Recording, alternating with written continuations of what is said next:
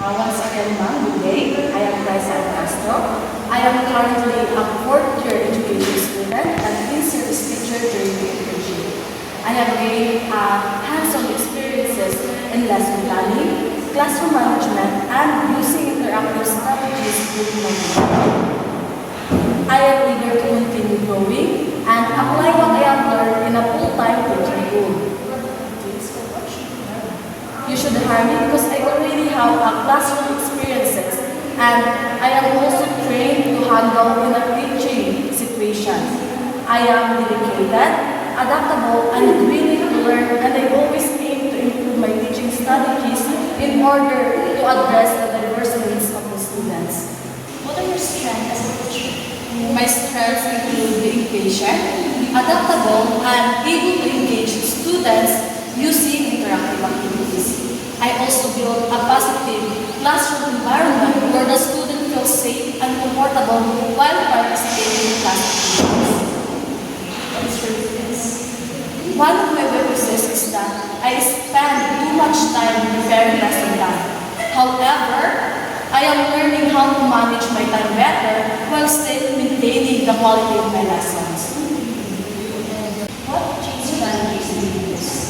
I use interactive strategies such as group activities, game-based learning, and real-life problem-solving tasks in which the students will free to do their tasks during the class activities. I also apply differentiated instructions in order to address and meet the diverse needs of my students. How do you handle classroom management? I handle classroom management by establishing clear rules and expectations at the beginning of the class and consistently reinforce them. I also apply a positive reinforcement and allowing students to engage during the class to prevent misbehavior. How do you handle pressure? I handle pressure by organizing my tasks and focusing on my priorities. My teaching internship helped me manage how to handle lesson planning and of course the paperwork efficiently.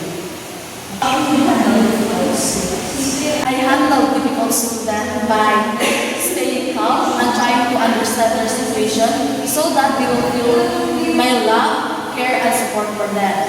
I guide them through positive discipline and give my support so that they will improve their behavior.